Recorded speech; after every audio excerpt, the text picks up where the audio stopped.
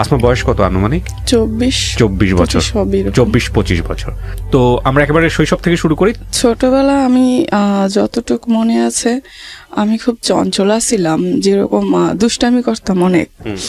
তো হঠাৎ করেই আমাদের, কিন্তু বুঝতাম না, আমাদের ঘরে অভাব ছিল কিন্তু বুঝতে পারতাম না আচ্ছা অতটা। তো দেখা গেছে যে হঠাৎ করেই আমার আব্বা একদিন অসুস্থ হয়ে যায়। তো অসুস্থ হয়ে যাওয়াতে তা আমাদের অঞ্চলে এখন মোটামুটি কাজ আছে, কিন্তু আগে ছিল না। তখন আমার বাড়ি ঘরেরই একটা আমাদের ভাই হয় আর কি, তা আমার আব্বার চাচা হয়। তো উনি কাজ করে মাধবদী নামে একটা এলাকা আছে ওইখানে। তো ওইখানে কাজ করে দেখা, তো একদিন আমাদের ঘরে খুবই অভাব টাননা লেগে যায়। তো আমার আব্বা একটু সুস্থ হয়, তখন উনি বলে যে তুই এইখানে থাকিস, কোনো কাজ, ওইটা আমাদের নিজের বাড়ি ছিল আর কি তখন। তো বলে তাহলে তুই আমার সাথে চল, আমি গাজা লাগাই দিব, সপ্তাহে 1000-1200 টাকা পাবি। এটা কাকে বলে? আমার আব্বাকে বলে। আচ্ছা, তখন আপনি একেবারে ছোট, মানে শুনেছেন এই গল্পগুলা? আমার মনে আছে একটু একটু মনে আছে। আপনার ভাই বোনের মধ্যে আপনার পজিশন কি? আমি 2 নাম্বার। 2 নাম্বার। কয় ভাই বোন আপনারা? আমরা 4 ভাই। হ্যাঁ, 3 বোন 1 ভাই। 3 বোন 1 ভাই। জি, বলেন। তারপর ভাই সবার বড়। তখন আমি দেখি তো আমার আব্বা ওখানে যায়। ওখানে যাওয়ার পরে তো কিছুদিন পরেই চলে আসে, মানে সপ্তাহে আয় পরে বিল পাইলেই। তো হঠাৎ করেই আস্তে আস্তে আশাটা কমাই দিছে। আচ্ছা, আস্তে আস্তে আশাটা কমাই দেয়। তখন মা খালি ভাবে যে কোথায় এসে। তা আব্বা বলে যে তখন তো আর ফোন ছিল না। তা আব্বা বলে যে এরকম এরকম কাজ, এসে হ্যান তেন এরকম বলে। তো মাও বিশ্বাস করে নাই। তো আগের মতন আর আব্বা আমাকে অনেকটা পছন্দ করতো মেয়ে হিসাবে, কিন্তু পরের থেকে অতটা বেশি টান নাই। যেমন আগে যেমন আয়া পড়তো, খালি হইতো যে তোরে ছাড়া ভাল লাগে না। তো হঠাৎ করেই এরকম করে। তো একদিন আমার আব্বা বলে যে চল তোর ফুপিদের বাসায় নিয়ে যায়। আমার ফুপি তখন পুরান ঢাকা থাকে, ওখানে চাকরি করে, মানে কেমন যেন একটা ব্যবসা করে আর কি। তো ওইখানে নাকি কাজ দিবে, অভাবটা না দেখা। আপনাকে বলে ফুপির কাছে নিয়ে যাবে? আমার মাকে বলে। মাকে বলে যে কাজ করবে, আমাদেরকে ওইখানে রাখবে। ওকে। তো আমরা যাই, যাওয়ার পরে কয়দিন পরে উনি চলে যায়, মানে ওই জায়গাটাই চলে যায় আমার ওনার বোনের বাসায় দিয়া। আচ্ছা। তো আমার ফুপি 1 সপ্তাহ রাখে, তারপর আমার ফুপি আর রাখতে চায় না। তা আমরা আসবো বা কি ব্যাপার ট্যাপার বুঝে না আমার মা। তখন আমি ছোটই মোটামুটি। আমার আম্মা বলে যে তাইলে কি করবেন এখন, তাহলে একটা কাজ বিছরাই দেন। তখন একটা বাসায় কাজ বিছরাই দেয়। তো কাজ বিছরাই দেওয়ার পরে তো ওই বাসাটা আমার ভাই আর আমার মারে নেয়, যেহেতু আমি ছোট ছিলাম, আমায় নেবে না। আচ্ছা। তো আমার ভাইয়ের নেয়। তো আমি কোথায় থাকবো? তো আমি ওই বাসাটা, আমার মা সারাদিন কাজ করে পেটে পাতে, কোনো টাকা নাই আর কি। তো আমি যাইলে ওই মহিলা খালি আমার মার সাথে অনেক খারাপ ব্যবহার করে। তো এক পর্যায়ে আমার মা রাগে বলে, আমি বলি মা আমার খিদা লাগছে। তো বলে যে খিদা লাগলে এখন আমার কাছে আসিস কেন, তোর বাপের কাছে যাইতে পারিস না? আমি কি করবো, যা মানুষের কাছ থেকে খুঁজা খাগা। তো আমি ট্রাই করছি, কিন্তু আমি কেউ মানে একটা রুটিও দেয় নাই। তারপরে ওখান থেকে বাসায় আসি। আসার একটু পরে রাস্তায় একটা মহিলা দেখি, ওই বাসাটা মনে হয় কয়তলা, 2 তলায় নাকি 3 তলা নাকি 4 তলা ছিল। আমার মায়ের জেনে আসছিল ওইটা 3 তলায় আসছিল। 2 তলায় এরকমেরই ওই লোকগুলো যে ব্যবসা করতো বাতের, ওই ব্যবসাটাই ওই বেটাও করে। তো ওই বাসা একটা মহিলা কাজ করে।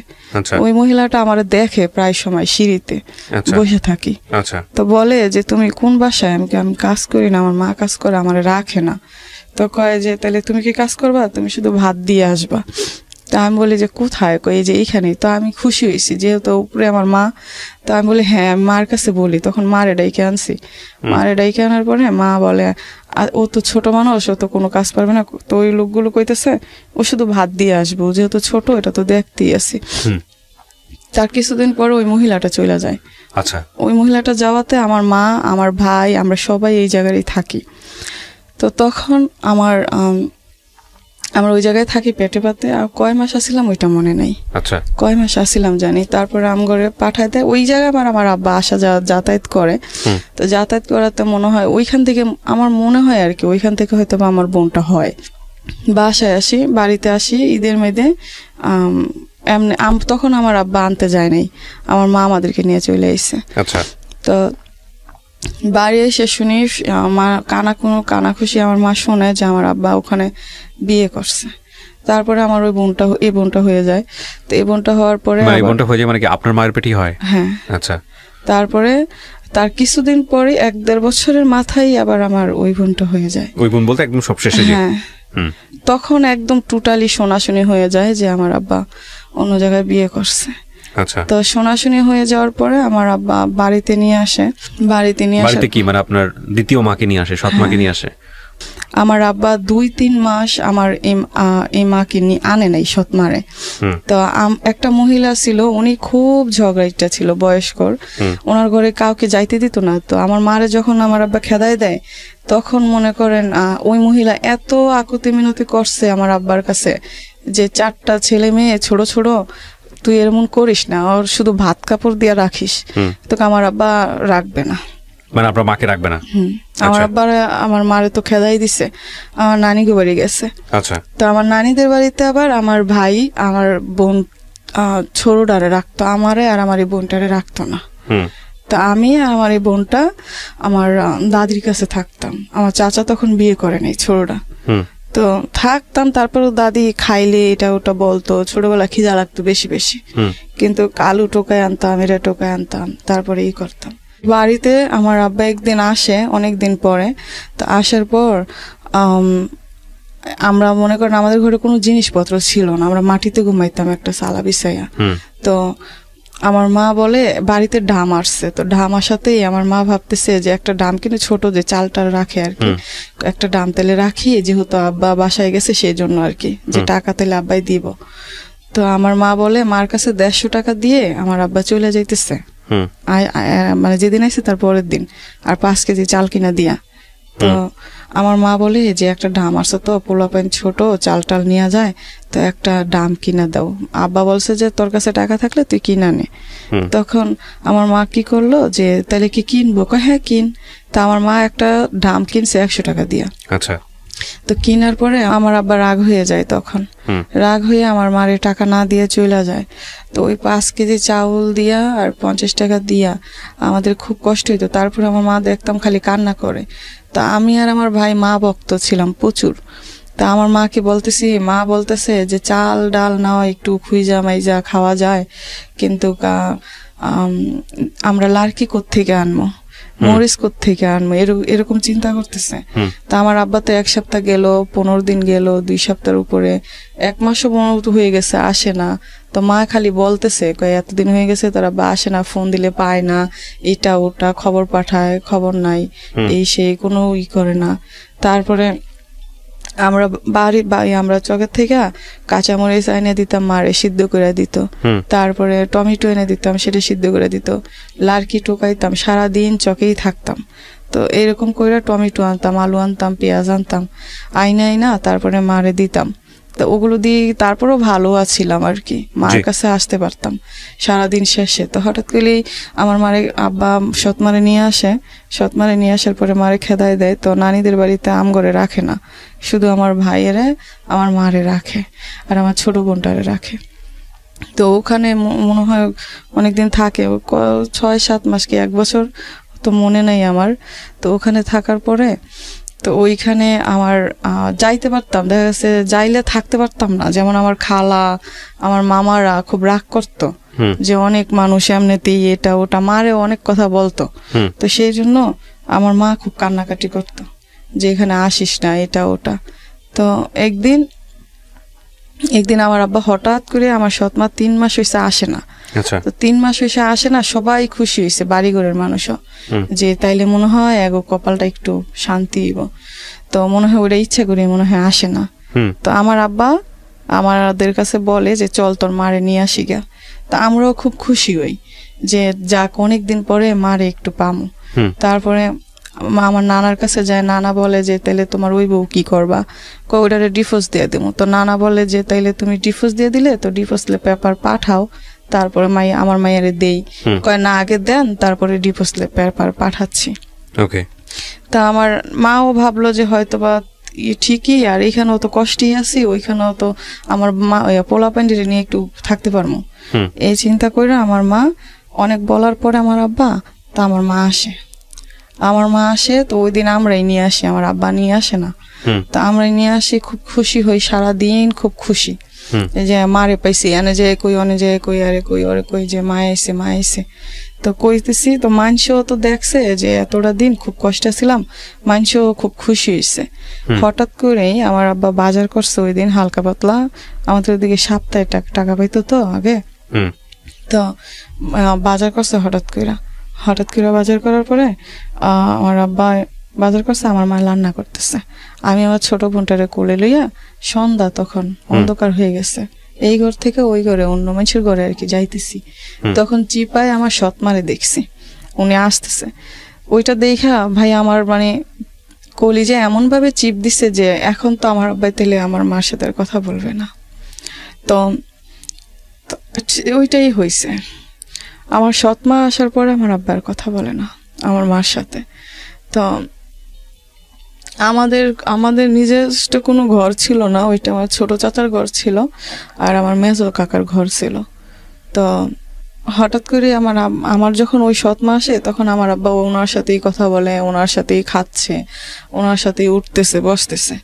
তা রাত হয়েছে, রাতে খাওয়া দাওয়া শেষে আমার মা তখনও বলতেছে যে আমি তোদেরকে নিয়ে থাকতে চাই, যাতে আমি খাইতে পারলেই চলে, তখন নিয়ে কয়টা তাইলেই হয়, একটু বড় হলে তোরা কাজ কাম করেই চলতে পারবি। তখন বয়স কত আপনার? জানি না, আনুমানিক। তো স্কুলে যান ওই সময়টাতে? না, স্কুলে যান না। আচ্ছা, বল। তারপরে দেখা গেছে রাতের বেলা আমার আম্মা বলে যে তুমি তাহলে এই ঘরে থাকো, আমি আমার মেজো চাচা, আবার আমার মেজো চাচার শ্বশুর বাড়ি থাকতো ওনার বউদেরকে নিয়ে।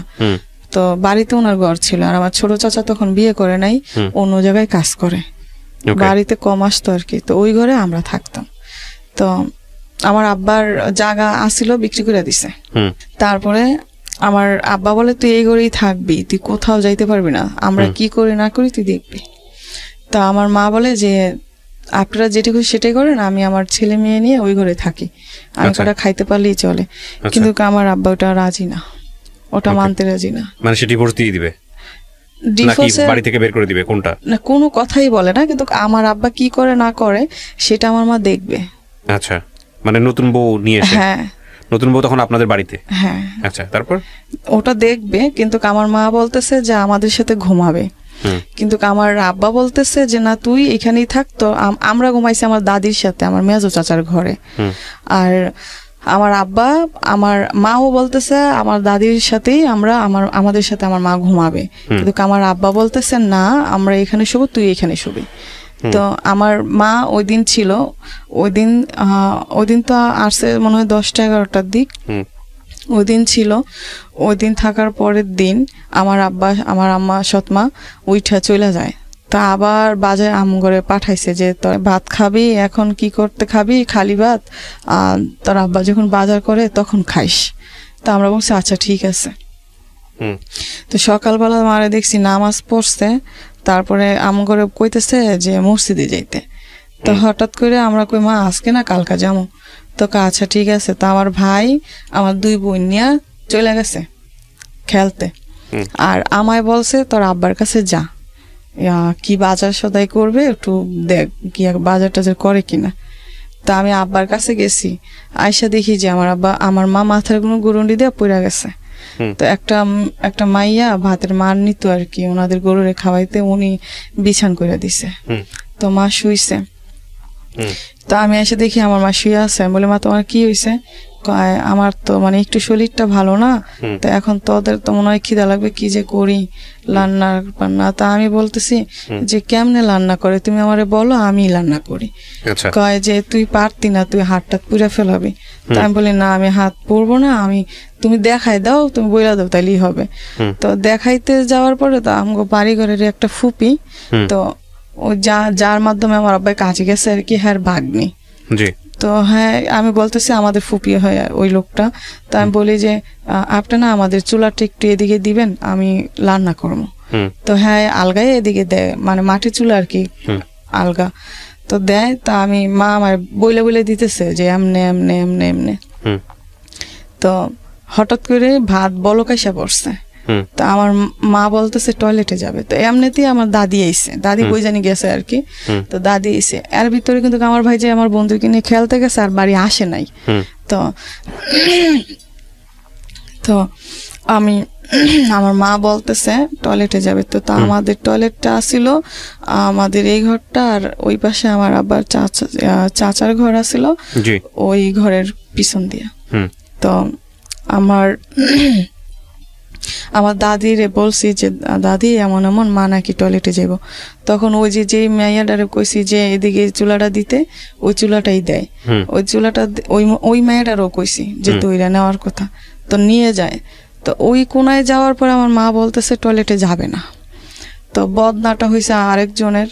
তো আমার মা আর আমার মাকে উনি আর আমার দাদি ধরে নিতেছে, আমায় বলতেছে আমার দাদি যে বদনাটা রাইখা আয়, তো আমি রাখতে গেছি।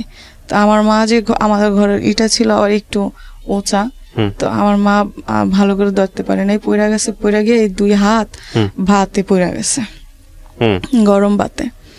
তো আমি পানি দিতে গেছি, আমার দাদি না করছে পানি দিস না, তো মার হাত একদম হয়ে গেছে, সুইলা গেছে। সুইলা যাওয়াতে আমার আব্বার কাছে দৌড়াই গেছি যে আব্বা মার হাত পুড়ে গেছে, এরকম এরকম, তো ওষুধ তো লাগবে। তো আব্বা বলে আমি কোনো ওষুধ টষুধ নিতে পারবো না, তোর মা ঢং করতেছে, তোর মা ভ্যাং ধরছে, এরকম এরকম, তোর মা এরকম এরই করে এসে, এখন আমার বউ হয়েছে না এটা ওটা। তা আমি 10-15 মিনিটের মতন আমি ওখানে দাঁড়ায় আসছিলাম যে আব্বা ডাক্তার ডাক্তার, তার পর্যায়ে বলে যে যাবি নাকি জন্মের দেওয়া দেবো। তা আমি দৌড়াইয়া আমার মেজো চাচা শ্বশুর বাড়ি থাকে না, ওনার উদ্দেশ্যে গেছি। আচ্ছা, ওনার উদ্দেশ্যে দৌড় দিতে যেতে উনি দেখি যে উনিও বাড়িতে আসতেছে, তখন সকাল আর কি। তো দেখি উনিও আসতেছে, বাজারে পাইছি, তো আমি কান্না করতেছি, কয় কি হয়েছে? আমি কাকা আমি তো আপনার কাছে যাইতেছিলাম। কয় কেন? আমি কই আমার মার তো হাত পুড়ে গেছে। তো তখন আমার চাচা কয় তোর আব্বা? আমাকে আব্বারে কইছি, কিন্তু আব্বাই কোনো ডাক্তার নেয় না। তখন আমার চাচা একটা ফার্মেসির ডাক্তার নিছে, উনি কি জানি দিয়াইছে। তো সারাদিন মোটামুটি ছিল, কিন্তু আমার আব্বাই সারাটা দিন ঝগড়া টগড়া, দুপুর টাইমে এসে ভাত পায় না, বকা টকা অনেক, এইটা ওটা ভাইয়েরে মারতেছে, আমায় মারতেছে। তো সন্ধ্যাবেলা আমার মার কোনো ডাক্তারের কাছে নেয় না, তখন আমার ভাই মোটামুটি অনেকটাই বুঝে। তো আমার ভাই বলতেছে যে তুই ওগর একটু দেখিস, আমি নানিদের বাড়ি যাই। আচ্ছা, তখন আমার আব্বা বলতেছে যে তুই যদি এই কোনার থেকে ওই কোনায় যাস তাহলে তোর পাও কাইটা রাইখা দেবো। তো আমার ভাই ডরে যাইতেছে না। তো আমার দাদি বলতেছে যে ঘরে একটা লুগ্গা মানুষ কি না কি হয়েছে, কোয়া যায় না, মাছটা আনিস না। তো আমার সৎমা বলতেছে মাছ ছাড়া নাকি ভাত খাইতে পারবে না। তো আমার আব্বা মাছ আনছে। তার কিছুক্ষণ পরেই এরকম করতেছে দেখে আমি ঘরে ঢুকছি, ঘরে ঢুকে দেখি যে আমার মা কেমন জানি করতেছে। তখন আমি দৌড় দিছি বাইরে, আমি কই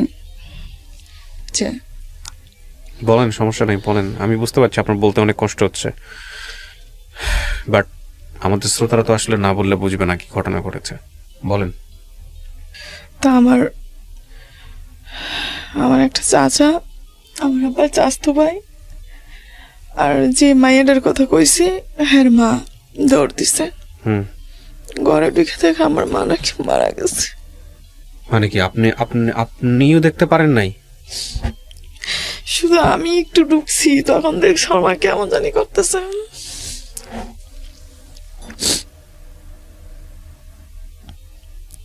এই পোড়া থেকেই শুরু হয়ে গেল এরকম? কোথায় পড়েছিল? একদিনই, ওই দিনই সব হয়েছে। কোথায় পড়েছিল? হাতে পড়েছিল? মানে হয়তো অন্য কোনো একটা ঘটনা ঘটেছে, হার্ট অ্যাটাক করেছে বা ইয়ে হয়েছে। আগে কোনো রোগ ছিল না? আপনার চোখের সামনে মারা গেছে? মাথা গরুনি দিয়া পড়ে গেছিল প্রথম সকালে। আচ্ছা, তারপরে মাথা গরুনি পড়ার পর কইতেছে শুয়ে কইতেছে যে আমার ভাল লাগতেছে না, তো তোরা তো খাবি, কি খাবি? তো সেই জন্য আমি বলছি যে তুমি বলো আমি রান্না করি। কইতেছে তুই রান্না করতে পারবি না? হ্যাঁ তুমি দেখাই দিবা, মানে শুয়েই দেখাই দিতেছে। তো এটা ঘর, এটা দরজা, এখানেই আমি লার্কি চুলা দিয়ে বসাইছি। ওই মায়ের কইছি চুলাটা ঘরের বরাবর দিছে। তো যখন উনি টয়লেটে যাবে কইছে, তো টয়লেটে আর যায় না। সেটা আমি জানি, ঘটনা আমি শুনেছি। তো মৃত্যুর সময়টাতে মানে আপনি ছিলেন না, পাশে থাকতে পারেন নাই? সারাদিনই আসছিলাম, মানে কিন্তু ওই যাওয়া সময়টাতে আপনি আসা। না, কার কাছ ওই থেকে শুনলেন? ওই সময়টায় তো আমরা ছিলাম, কিন্তু কথা হয়েছে কি, আমার আব্বা তো বাড়ি এসে না, বাড়ি এসে অনেক অনেক ধরনের মৃত্যুর কথা- সময়টাতে কে ছিল ওনার পাশে? একদম মৃত্যু যখন খালি ঘর ছিল, আমরা বাইরে ছিলাম, আমরা বাইরে ডাকও দিতে পারেনি কাউকে? না, শোয়া ছিল। উনি খালি কইতো আমার কলিজা কলিজা ব্যথা করে, কলিজা ব্যথা করে। ও নিঃসন্দেহে হয়তো হার্ট অ্যাটাক হয়েছে বা কিছু একটা হয়েছে। তো তারপরে কি হলো? আপনারা যখন জানলেন যে মারা গেছে, এরপরে কি হয়েছে পুরো ঘটনাটা একটু বলেন তো। তারপরে যখন শুনছি মারা গেছে, তখন তো আমি অতটা কান্না করি নাই, তখন বুঝতে পারতাম না। আমার ভাই কান্না করছে। তো সারাদিন আমার কাছে মনে হয়েছে কি যে আমার মা হয়তো একটু পরে উঠে পড়বে, মারা যায় নাই। আমরা ঘুমাইছি আমার মামার বাসায়, এটা ওনাদের বাসা পাশাপাশি আছিল। তো ওই জায়গায় ঘুমাইছি দাদির সাথে। তা আমি খালি কইতেছি আমার এত কান্না করতেছেন কেন, আমার মা তো একটু পরেই উঠবে। তো সকালবেলা হয়েছে, উঠে নাই, তখন মনে হলো সত্যিই মারা গেছে। তখন বয়স কত তখন আপনার? বয়স হিসাব জানেন না? 7-8 বছর বা 9 বছর এমন হইতে পারে। মানে আরো বোন দুইটা ছোট ছোট, হ্যাঁ। ওরা তো বুঝেই না কিছু।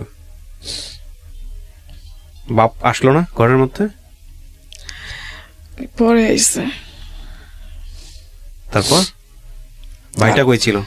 হ্যাঁ, ভাইটা এখানে ওইখানেই ছিল। ওই যে ভাই কিছু বলতো না বাপকে? না, ভাই আমার থেকে 3.5 বছরের বড়। ওকে, 10-12 বছর বয়স। তারপর কিছু বলতে পারে না, কারণ আব্বা কি ছিল মারতো আর কি, তাই। তারপরে মাটি দিয়ে দিছে, মাটি দেওয়ার পরে আমরা বাসায় ছিলাম ওই দিন। তার পরের দিন আমার নানিদের বাড়ি নেওয়া যায়, তারপরে ওখান থেকে আবার আমাদেরকে এখানে দেওয়া যায়, আমার নানিরা রাখে না। তো থাকি এই সৎ মায়ের ঘরে। হ্যাঁ, থাকি। থাকার পরে আমার বোন যদি বলে যে পায়খানা করবে, প্রসাব করবে, আমার সৎ মাটা আসলে বলা যাবে না। আমার বোনকে শুধু শুধু চিমটাইতো।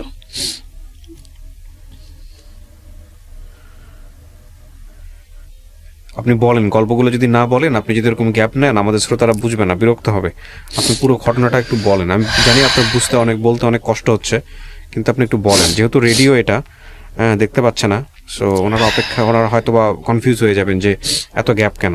প্রিয় দর্শক এবং শ্রোতা, আপনারা বুঝতে পারছেন যে ওনার বলার ধরনের গ্যাপের পেছনের অন্যতম কারণ হচ্ছে এটা। আপনারা গ্যাপ হলে একটু ধৈর্য ধরবেন, কারণ ওনাকে যথেষ্ট কষ্ট করে গল্পগুলো বলতে হচ্ছে। তারপরে কি হতো? তো সেইখানে দেখা গেছে আমার বোনকে পায়খানা রাস্তায় চিমটাইতো। তো আমার বোন যাইতে চাইতো না, গোসল করাইলে সাবান দিত মুখে, তাই যাইতে চাইতো না, খালি কান্না করতো। তো আমি তখন জানি না আল্লাহ কোত্থেকে বুঝ দিছে, তো আমি তার আগ পর্যন্ত কিন্তু আমার বোনদেরকে আমি কোলে নিতে চাইতাম না। তো তখন থেকে আমি নিজে ওদেরকে কোলে রাখা শুরু করলাম, এই দুইজনকে। হ্যাঁ। ওকে। তো খাবার দাবার দিত ঠিক মতো? আব্বার সাথে বসতে খাইতাম। আব্বা যখন আসতো আব্বা তখন খাইতাম, তার আগে খাইতে পারতাম না, খিদে লাগলো না। তারপরে একদিন আমার ভাইকে মারে আমার আব্বা।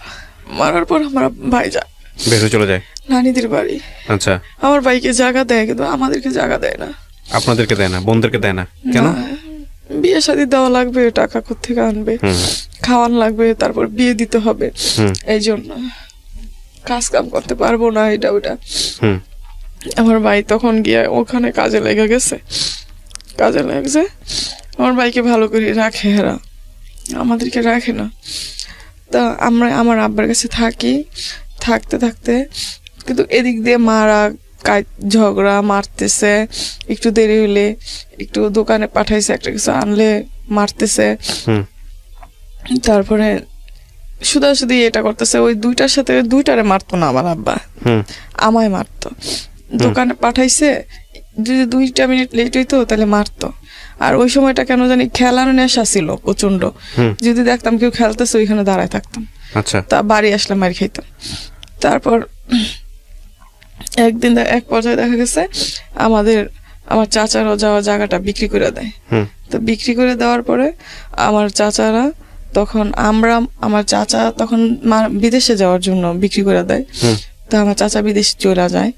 তো আমরা ওই আমাদের বাড়ির পাশেই একটা জায়গা, ওখানে ভাড়া দেওয়া লাগে নাই, ওইখানে আমার আব্বা কাজ করতো আর ওইখানে থাকতো।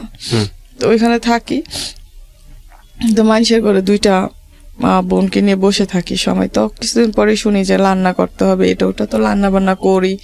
রান্না বান্না করার পরে যার বাসায় মানে আমার আব্বা থাকে, ওনার এই 12টা নাকি 14টা কল আসছিল, হাতে কাপড় তৈরি করতে আর কি, ওইগুলো। তো ওগুলো আবার হানা বোয়া নেওয়া লাগে, ওগুলো হানা বোয়া কয়। তা আমার আব্বা বলে যে আমাদেরকে খাওয়াইতে পারবে না, পড়াইতে পারবে না, এটা না ওটা না।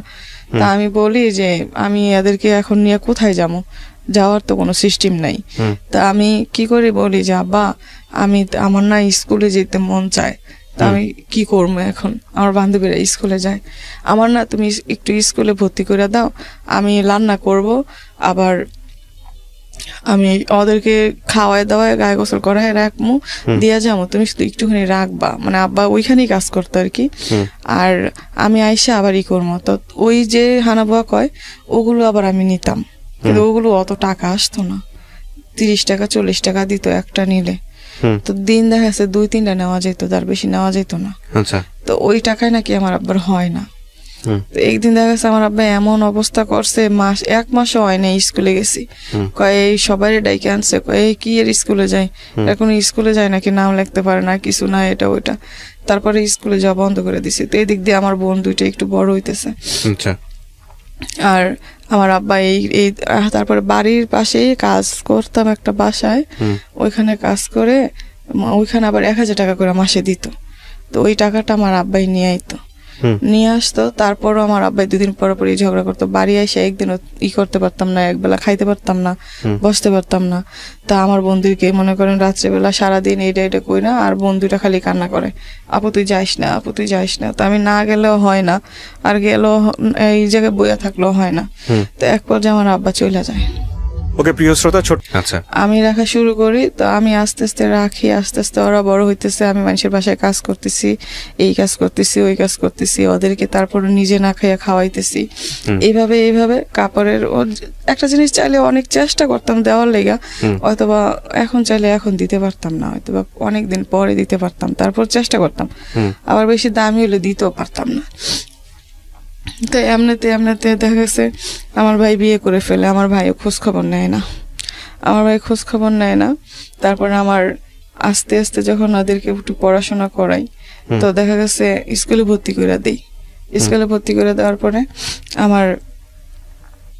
আমার বন্ধুটা পরে আমি কাজ করি, খায়, এরকমেরই থাকি, ভাড়া থাকি, যেন থাকলে মনে করেন মানুষের বাসায় থাকি। তো মানুষের বাসা দেখা গেছে ওরকম বাসায় ওদেরকে নিয়ে রাখতে পারি না। তো যতই বড় হইতেছে ততই টেনশন বাড়তেছে যে এখন তো বড় হয়ে যেতেছে, এখন কি হবে। তো সেই মুহূর্তে আমার এই সাইডে কেন জানি ব্যথা করে, ডান সাইডে খালি চিকচিক করে, মানে ডান পাশে, হ্যাঁ এই এদিকে, ওকে হ্যাঁ, তো পাঁজরের ডান পাশের দিকে, হ্যাঁ তো ব্যথা করে। তা আমার এমনি টানাটুনি, মানে দেখা গেছে আমি আজকে টাকা নিছি, আজকেই সব শেষ, আবার সামনের সপ্তাহে কি করবো এটার চিন্তাই শেষ। দেখা গেছে 1 টাকা চাইলে 1 টাকা দিতে পারি না। স্কুলে ওদেরকে পড়াইছি অনেক কষ্ট কইরা, এই জনের থেকে কইয়া, ওই জনের থেকে কইয়া, এমনে। তারপরেও ইচ্ছা আছে যে অনেক পড়ানোর, কিন্তু জানি আর মনে হয় না আর হবে। তো সেই ক্ষেত্রে দেখা গেছে কি আমার ডান সাইডে ব্যথা করে। তো ব্যথা করে কেন, তো আমি অনেক টাকা পয়সা জোগাইয়া ধার কর্জ কইরা মানুষের কাছ থেকে খুঁজা মাইয়া লইয়া তারপরে করছি, এই সরকারি ডাক্তারের কাছে গেছি। আচ্ছা, সরকারি ডাক্তারের কাছে যাওয়ার পরে ঢাকা মেডিকেলে আইছি। তো অত বুঝি না তখন ঢাকা মেডিকেলের এত তো উনি দেখে পরীক্ষা দিছে। তো আমার একটা পরীক্ষা দিছে, ওই পরীক্ষা করার পরেই আমার ধরা পড়ছে যে একটুখানি বেশি ধরা পড়ে। কি জিনিস এটা? ওভারিতে সিস্ট নাকি, ওভারিতে সিস্ট, হ্যাঁ। আমি কোনোদিন নাম শুনি নাই, তো আমি এটা অতটা বুঝতে পারি নাই। ওষুধ খালি সাইরে যাবো, তো ওষুধ দিছে অনেক টাকার। আচ্ছা, তো ওই সময়টা টাকা ছিল। কত সালের ঘটনা এটা? এটা আমার 20 সালের ঘটনা, 2020 সাল, এই তো কিছুদিন আগের ঘটনা, হ্যাঁ। তো আমি আমি দেখা যাচ্ছে তারপরে আমি ওষুধ খাই না, তারপর 2-3 মাস চলে যায়। তো দেখি যে আমার শরীর আস্তে আস্তে খারাপের দিক যাইতেছে। আচ্ছা, তখন আমি আবার একটু করলাম, আবার গেছি, তখন আবারও পরীক্ষা দিছে, তখন আবার এমনি যোগায় টোগায় পরীক্ষা করছি। করার পরে দেখি যে অনেক বড় হয়ে গেছে। তখন আমি যারা আমার সাথে থাকে তাদের সাথে কইছি, আর মানুষের কাছে কইছি যে এরকম অপারেশন নাকি করা লাগবে, নাইতে আমায় নিষেধ দিছে যে ভারী পানিটা আলগাইতে পারবেন না, এই বালতি আলগাইতে পারবেন না, বেশি খাওয়ান আলগাইতে পারবেন না, বেশি জোরে হাঁটতে পারবেন না, সিঁড়ি দিয়ে করতে পারবেন না। তো আমার তো এগুলো মানলে আমার হবে না, পেটের ভাত যে উঠবে না, আমি কাজ করে খাই। তো সেই আমি তারপরে কি করলাম, আমি এরকম করার পরে তো কয় তাহলে কেমনে কি, তা আমি ওই ডাক্তারের হাতে পায়ে দইরা আমি ওই ডাক্তারে কয় 1 লাখ টাকা ছাড়া নাকি হবে না, এটা ওইটা। তা আমি বলি দেখেন এরকম, তো এখন আমার অপারেশনটা, কয় তাহলে তোমার গার্জিয়ান কি? আমি কই আমার কোনো গার্জিয়ান তো নাই। তা আমি তারপরে আমার আব্বার সাথে আমি যোগাযোগ করি, যোগাযোগ করার পরে আমার আব্বার কাছে বলি, তা আমার আব্বা বলে তোর সাথে যায় কি? আমি কি আমার কাছে তো কেউ নাই যে যাবে, আমি তো এরকম খুঁজে আমি গিয়ে না হয় লইলাম, তো তুমি 20-30 হাজার টাকার ব্যাপার, তো তুমি যদি ওইটা যদি একটুখানি ম্যানেজ করে দিতা। তো আমার আব্বা বলে না, দিবে না, কয় যে তোর অপারেশন তুই মরে গেলেও আমার কোনো কিছু আইতো যাইতো না। তারপরে আমি মনে করেন ডাক্তারের কাছে বলি যে এরকম, তো ডাক্তার বলে যে আচ্ছা ঠিক আছে, তো তুমি আসো। তারপরে আমি খুঁজা মাইগা মানুষের কাছ থেকে এমনে টাকা মিল করছি, কিন্তু মানুষের টাকা দিছে যে যত পারছে, কিন্তু কেউ যায় না হসপিটালে। আচ্ছা, কেউ নাকি আমি বলি একটু সাইনটা দিবেন, কয় না কেউ দিত না, মানে বনসই অপারেশনের জন্য। হ্যাঁ, তো কেউ দিবে না। তা আমার 2টা বোনেরই আমি নিয়ে গেছি। তারপর ডাক্তার আমার অপারেশন করছে। অপারেশন করার পরে আমি ভাবছি হয়তো বা মানুষের কাছ থেকে যে আমি নিছি, অপারেশনের পরে একটু স্বস্তি পাবো। তারপরে অপারেশন করার পরে মনে হয় সপ্তাহখানি ভালো আছিলাম। তারপরে দেখি যে আবার ওষুধ লাগে, এটা লাগে ওইটা লাগে, ওগুলো আনতেই পারি না। তারপর দেখি যে হঠাৎ করেই 2 মাস পরে আমার কি যেন একটা হয়ে গেল নাভিতে। তো হওয়ার পরে ওইটা মনে করেন ডাক্তারের কাছে গেছি, ডাক্তার কি একটা মলম দিছে, মলম দেওয়ার পরে কইছে সারে যাব, তারপরে সারে না, তারপরে সারতেছিল না। তারপর আমি আবার ডাক্তারের কইছি, আমাকে ফোন দিয়া যে ডাক্তার এমন এটা তো সারতেছে না, কই সারবে। তারপরে আবার গেছি, আবারও এই একটা মলম দিছে। তারপরে আমি ওই মেডিকেল থুইয়া, তারপর ওই ডাক্তার থুইয়া আমি গেছি মাউতাল ডাক্তারের কাছে। তো আমি ওইটা নিয়ে ভাইয়া বকছি প্রায় মনে হয় আমি অপারেশন করছি 6 মাস হয়েছে, 6 মাসের ভিতরে আমি 6 মাসই বকছি, তার আগেও বকছি 1 বছর। তো এইভাবে বকতে আমি তারপরে ওইটা যাই সারছে, এখন আবার আমার ডান সাইড দিয়ে চিকচিক করে। তো আমার ঘরে আমি যে মনে করেন আমি আমার বোনদেরকে যে খাওয়ান দেব, নাকি আমার বোনদেরকে কি আমি কাপড় দেব, নাকি আমার বোনদেরকে আমি করবো, নাকি আমি ওষুধ খাবো, আমি এটা বুঝতেই পারতেছিলাম না। তা আমি তারপরে আমার আব্বার সাথে যোগাযোগ করার চেষ্টা করছি যে অন্তত আমার 2টা বোনকে নিয়ে রাখলেও যাতে একটু ভালো থাকতে পারে, কিন্তু আমার আব্বা রাখবে না। আচ্ছা, তো আমার ভাই রাখতে চাইলে আমার ভাবি রাখবে না। তো সেই জন্য দেখা গেছে আমার 2টা বোন আমাকে ছাড়া তারপর থাকতেও চায় না। তো আমার বোনকে আমি 1 সপ্তাহ হয়েছে কাজে লাগাইছি, 4-5 দিন হবে, 1 সপ্তাহ হবে না, কাজে লাগাইছি। আমার বোন খালি এসে বলে আপু আমি নাইট করতে পারি না, আপু আমি নাইট করতে পারি না, আপু আমি কাজ করতে পারি না। তো আমার যদি শরীরটা একটু ভালো থাকতো তাইলে দেখা গেছে আমি হয়তো এই যে আমি আবার কিছুদিন আগে একটা পরীক্ষা করছি, ওখানেও আমার সমস্যাটা দেখা দিছে, সমস্যার সমাধান হয় নাই, কি জানি একটা ওটার ওষুধ দিছে সরকারি ডাক্তার দেখাইছি, ওষুধ দিছে 1500 টাকার। তো এগুলো আমি খাওয়ার কোনো ক্ষমতা নাই, আমার 2টা বোনেরা দেখা গেছে দেখার কেউ নাই। আমার শুধু একটাই টেনশন যে ওরা বড় হয়ে গেছে, আমি মরলেও হয়তো বা শান্তি পাইতাম যদি আমার 2টা বোনের আমি একটা ব্যবস্থা করে যেতে পারতাম, কিন্তু আমার ওই ক্ষমতা নাই যে আমি আমার বোন কে বিয়ে করবে, কেউ করবে না, যে মা নাই, বাপ নাই, তারপরে ভাই নাই, আর আমার দেখে তো আর কেউ নিবে না, বাড়ি নাই, ঘর নাই, কেউ নিবে না। তো দেখা গেছে আমার 2টা বোন দেখা গেছে আমরা 3 বোন সারাক্ষণ খালি কান্না করি যে এটা কি হইলো। দেখা গেছে ফুপিরা দেখে না, নানিরা দেখে না, আমার আব্বাই দেখে না, আমার ভাই দেখে না। তো আমি আসলে তারপরও কষ্ট করে আমি কাজ করে অগরে খাওয়ানোর কোনো সমস্যাই আমার নাই। আল্লাহ যদি আমার শরীরটা ভালো রাখে খাওয়াইতে পারবো মনে হয় অনেকটা। তারপরও আমি নিজের অনেকটা মনে করি যে আমি সারা দিন কষ্ট করে আমি বাসায় এসে আমার দুটো বোনেরে আমি বকে নিয়ে ঘুম পারি। ওদেরকেও অন্তত আমি হয়তো মায়ের অভাব থেকে হয়তো মা তো আর ফিরাই দিতে পারবো না, মার আদরটাও তো আর আমি আর দিতে পারবো না, কিন্তু মায়ের অভাবটা অনেকটাই কম পায় আমারে দেখা। এতটুক ওরা খালি কয় যে আপু তুই যদি না থাকতি তাহলে আমগো জানি কি হইতো, তোর তুই যদি না থাকতি তাহলে আমগো জানি কি হইতো। ওকে এখন 12-13 বছরের হয়ে গেছে, বড় হয়ে গেছে, এখনো ওদের পিছনে কেউ নাই দেখার মতন। তা আমি আসলে ভাইয়া কখন জানি কি হয় আমি নিজেও জানি না। তো আমি ভাইয়া অনেক কথা আছে আসলে। বলেন, আপনি বলেন, সমস্যা নাই। আমাদেরও অনেক প্রশ্ন আছে, আমি জানি এই প্রশ্নগুলো আমি করব। আপনার এই সবচেয়ে ছোট বোনটা, সেই ছোট বোনটাকে আপনি কাজে দিয়েছেন আমরা যখন অনুষ্ঠানটা শুরু করছিলাম, কাজে দিয়েছেন তো মাত্র কয়েকদিন যাবো। হ্যাঁ, বেশি দিন না। আর মাঝখানে যে আছে তাকে আপনি সাথে করে নিয়ে আসছেন আমাদের অফিসে। আপনার বিয়ে শাদী হয় নাই? না। হওয়ার কোনো চেষ্টা হয়েছিল কখনো? হওয়ার চেষ্টা হয়নি, কারণ কে করবে, আর আমিও চাই নেই। আমার একজন কইছিল যে হ্যাঁ আমগো পাড়ারই আমার বাড়িঘরের ভাই হয়, তো আবার বলছিল যে তুই এত কষ্ট করিস, তুই আমার সাথে বিয়ে বসবি, যদি বসিস তাহলে তোরে আমি পছন্দ করি, তুই যদি বিয়ে করিস তাহলে ভালো থাকবি, তোর বোনদেরকে তুই দেখতে দেখতে তোর বয়স বেড়ে যাবে, এটা ওটা। তো আমি বলছি যে আমি শোন, আমি যদি এখন আমি না থাকলে আমার বন্ধুটার কি হবে, আর আমার একটু সুখের জন্য আমার বন্ধুটারে ফালাই যাবো না, আমি চাইতাম না, আমার বিয়ের দরকার নেই, না হলে না হবে, কোনোদিন তো বিয়ে হবে না, কোনোদিন হয় না দেখা যে আমি আমার বন্ধুটা ফালাই দিয়ে যাবো। একজন মা কি কোনোদিন একটা সন্তানের কি খাওয়াবে কি খাওয়াবে না সেই আশায় পালে, সেই আশায় তো পালে না। তা আমি কি আমার বোনদেরকে কি সেই আশায় পালমো? এটা কোনো কথা হয়েছে? আমি বিয়ে বসার আমার কোনো দরকার নেই।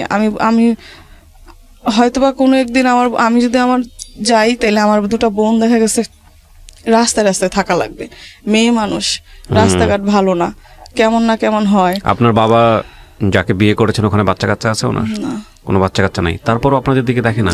ওনার নাকি কি সমস্যা এখন বলে, কিন্তু আমার আব্বাই বেশি। অদ্ভুত এক জীবন গল্প। ওনার কাছে নাকি টাকা নাই, ওনার বাড়ি নেই, উনি কি করবে? আমি দোয়া করি আল্লাহ ওনার অভাব দূর করে দিক, এটা নিয়ে কিছু বলার নাই, বাট আমি মন থেকে দোয়া করি আপনার জন্য। কেন গল্পটা বললেন আজকে রেডিওর লাখ লাখ শ্রোতাদের সামনে?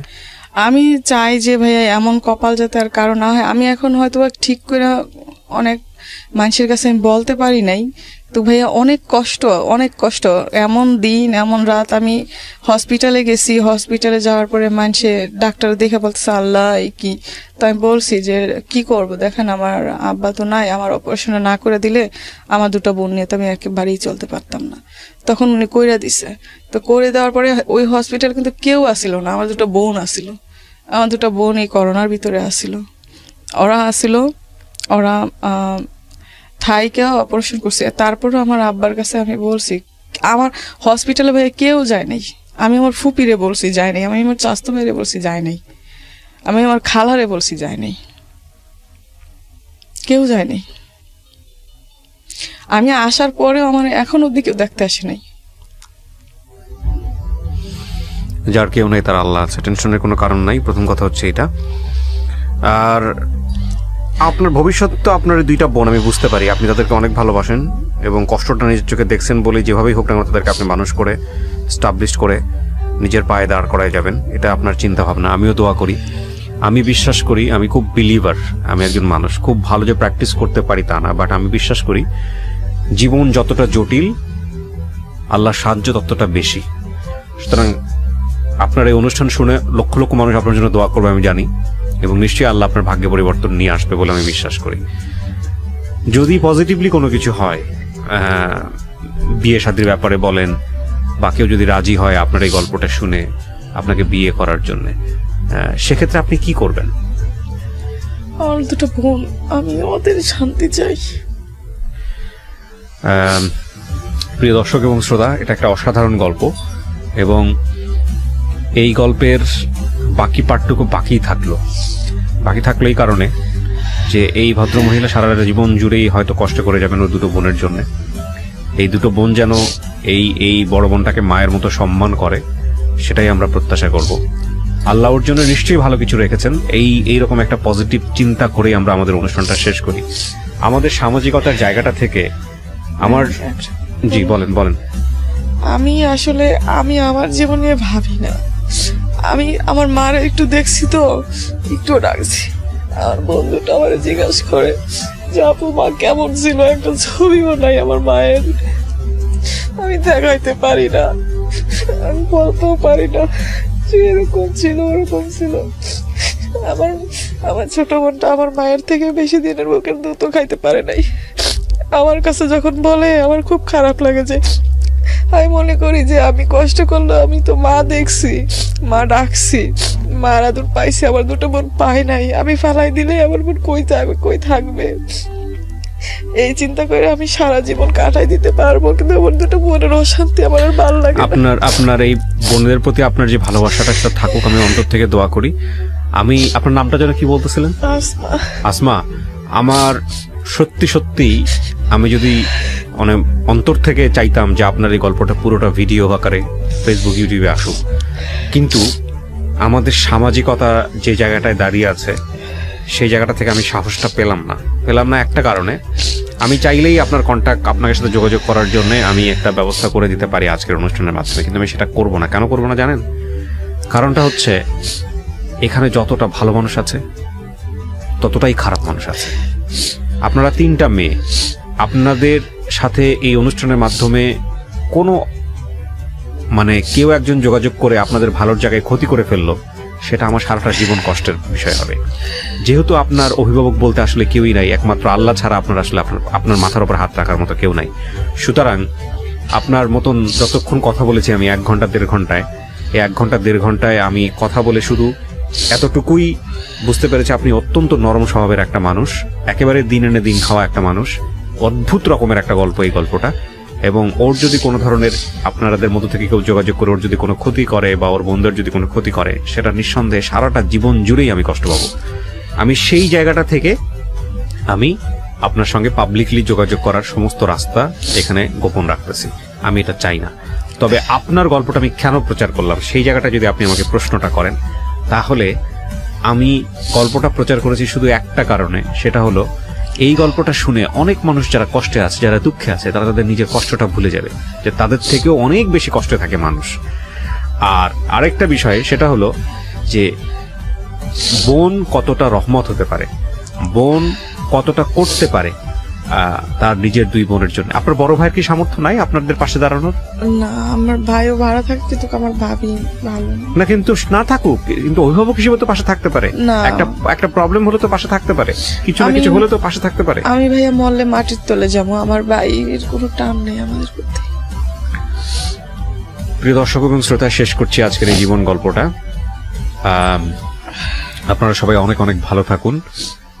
আমার আসলে এই গল্পটা প্রচার হলো, বাপ বেঁচে আছেন, ভাই বেঁচে আছেন, তাদের কারোর প্রতি কোনো অভিযোগ নাই, তাদেরও হয়তো নিজের জায়গা থেকে বলার আছে। কিন্তু যত কিছুই বলার থাকুক না কেন, 3টা বোন, একজনের বয়স 24 আর বাকি 2জনের বয়স কত? 13-12 বছর করে বয়স। এই 3টা বোনকে যখন এরকম ফ্যামিলি থাকার পরেও ফ্যামিলি লেস হতে হয় আমাদের সমাজে, এরকম অনেক আছেন, তখন তাদের জীবনের কি অবর্ণনীয় গল্প হতে পারে সেটা আপনারা নিশ্চয়ই জানেন। আপনি যে কাজ করেন সেটা সুতা কাটার কাজ, আমাকে বলতেছিলেন অনুষ্ঠান শুরু করার আগে, না? হ্যাঁ, এটা আসলে কি, এটা আমি না ভিডিও আনছি ভাইয়া, কিন্তু এটা না, আমি দেখাতে চাই না আপনার এই ভিডিওগুলো। আপনি শুধু আমাকে একটু মুখে বলেন যে গার্মেন্টস এর কোনো কাজ, সুতা কাটার কোনো কাজ কি? ছোটখাটো। হ্যাঁ, কাপড় তৈরি করার কাজ। কত টাকা পান আপনি কাজ করে? 1000 টাকা প্রতি সপ্তাহে, মানে মাসে 4000 টাকা।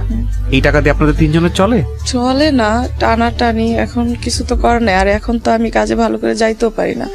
আমি লিফটটা আনছি ভাইয়া, ওইটাতে আমার আবারও ধরা পড়ছে সমস্যা। এটা ইনফেকশনে কি জানি ধরা পড়ছে। এখন আমি আরো বেশি টেনশনে আছি। এতদিন দেখা গেছে 20-30 হাজার টাকা আমি মানুষের কাছ থেকে খুঁজা মাইয়া ধার হিসেবে অনেক একটি করে করছি, এখন আর আমারই নাই। আমি দোয়া করি এই অনুষ্ঠানটা শোনার পরে যদি কেউ আপনার এলাকা থেকে হোক বা যদি কেউ আপনার পাশে দাঁড়ায়, সেটা নিঃসন্দেহে অনেক বড় ব্যাপার হবে।